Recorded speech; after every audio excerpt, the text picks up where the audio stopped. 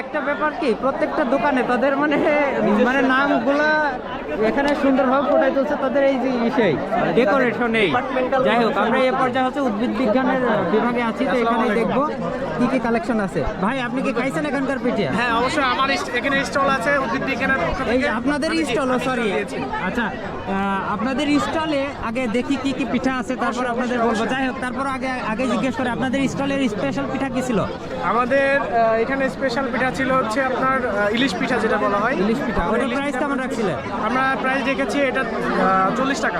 40 টাকা। আর হচ্ছে আপনারা এই দ্রব্যমূল্যের ঊর্ধ্বগতির যে এই যুগটা আছে বাংলাদেশের, এই যুগেতে আমরা 2 টাকা থেকেও পিঠা শুরু করেছি। 2 টাকার থেকে Wow. পিঠা শুরু করেছি, সর্বোচ্চ 40 টাকা পর্যন্ত। বাহ, ধন্যবাদ। আচ্ছা আমি একটু ধন্যবাদ দেখি আপনাদের স্টলে কি কি কালেকশন আছে। আচ্ছা, উদ্ভিদ বিজ্ঞানের কালেকশনে যে সকল পিঠাগুলো আছে, ওখানে আছে বড়া, পাটিসাপটা, জামাই পিঠা, এখানে আছে লবঙ্গ লতিকা, মুখ পাকান পিঠা, গোলাপ পিঠা, হৃদয় হরণ পিঠা আছে, পাকান পিঠা আছে, ভাঙা পুলি আছে, দুধ পুলি আছে। দুধ পুলি এটা 30 টাকা করে সেল করছে। এইটা মিষ্টি কুমড়া, দারুণ লাগছে তো। এটা সবজি পাটিসাপটা, কুলফি পিঠা, পাটিসাপটা। আচ্ছা, ওখানে বেশ কালেকশন আছে।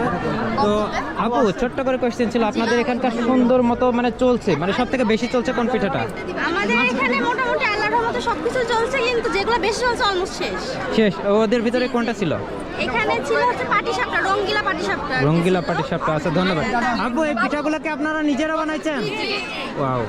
যাই হোক, আপনারা সুন্দর মতো করে পিঠাগুলো, আর আপনাদের সব থেকে বড় ব্যাপার আপনারা যে আপনাদের নামটা এইভাবে ডেকোরেট করে সুন্দরভাবে বোঝাইছেন দর্শনার্থীদের, খুবই ভালো লাগলো।